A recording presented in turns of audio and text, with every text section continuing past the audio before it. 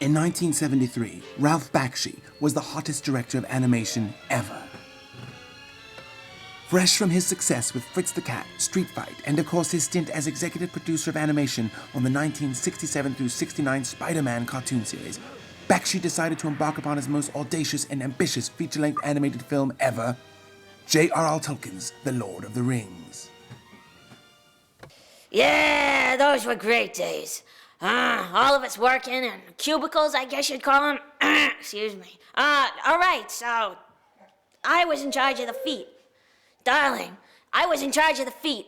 Most difficult job, basically head of the studio. Excuse me. Anyway, what I'm trying to tell you is, I was running the show, and Ralphie, he gets this crazy idea. He says he wants to do the Fellowship of the Rings. So, I say, you're fucking crazy. You're fucking crazy, Ralphie. And he fires me. Basically, it went down the tubes after that. The Beatles couldn't do it. Orson Welles couldn't do it. Tolkien wouldn't do it. Orson Welles never did the Fellowship of the Ring. Absolutely. Exactly, is what I meant. Excuse me. In fact, Bakshi was on a very short list of directors, but none had the popular vote that Bakshi had, his indie credibility still soaring from his Levi's commercials. People say horrible things when you become successful. Things like, real animation only comes from the heart, not rotoscope photographs. And, you're a complete asshole sellout working for Bakshi. In the end, Bakshi got the job.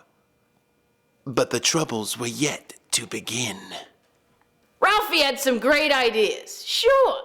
But sometimes he liked to get a little too psychedelic, if you get me. Oh, how he loved those magic mushrooms. Oh. Maybe you shouldn't put that one in. Magic mushrooms indeed. In fact, Bakshi was likened to a post-apocalyptic Coppola with coconuts. His production soon exceeded its budget of over $120, leading the producers to put a tight rein on his fantastical vision. They covered the girl's tits. This infuriated Bakshi, who had something of a fascination with the ample bosoms of beautiful ladies. By the time the film was released in '76, Tolkien mania had never been so rampant or widespread, excluding, of course, Led Zeppelin's career and the first half of the 20th century. But fans responded to the film with only half-hearted apathy and general disinterest. It's frustrating, sure. We tried to make a film that would make audiences go away excited. And they did. Except for the excited part. But Bakshi was more adamant and confident than ever that the sequel would blow away the critics and attract bigger audiences. But Bakshi was an innovator, a genius. I mean, look, he took the single most popular trilogy in all of literature, arguably, and he turned it into 2 parts. That's pretty clever, I think.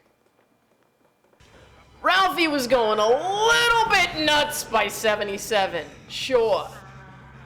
It was the 70s and we were all out of our fucking minds.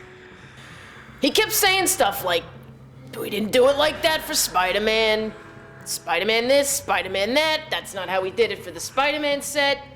I kept saying, Ralphie, it ain't Spider-Man no more. You gotta move on. In short, he gayed it up. Gandalf became Gadolf. Saruman became Swallowman. Bilbo Baggins became Dildo Daggets. Oh, it was a mess. Battlestar sued. The Tolkien estate, excuse me, honey. The Tolkien estate sued. Where you gonna go but down? Even with all of the controversial updates, Bakshi never really crossed the line until... He brought in Spider-Man! That's right, he snapped!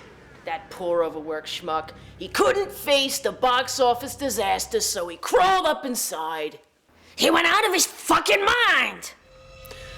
Alright, so you have Spider-Man fighting Saruman by shooting webbing in his eye. Then he makes a powerboat and a parachute and a motor, and he gets away with his webbing again.